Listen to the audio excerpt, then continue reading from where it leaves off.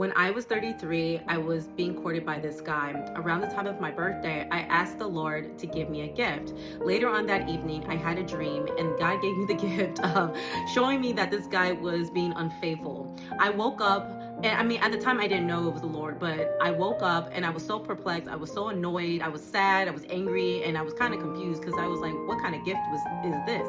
And so I said to the Lord, I said, God, if this is really of you, then you will confirm it. Like, please confirm it.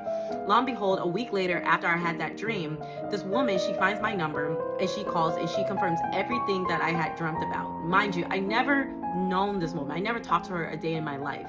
And she told me everything that her and my ex have been doing, and it was just all legit. And I was like, okay, great.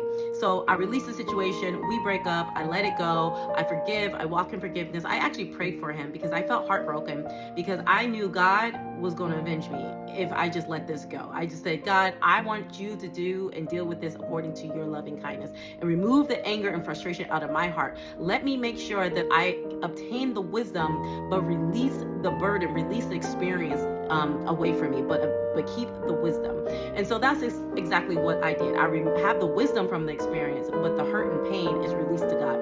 And so I just released it. I go about my life, and I find out a couple years later that they get married. And I'm like, okay, cool. Like, congratulations to them.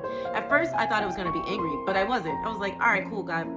Whatever, like, congratulations to them. I'm glad they got married. So, and then fast forward a couple more years later, I find out that they get divorced.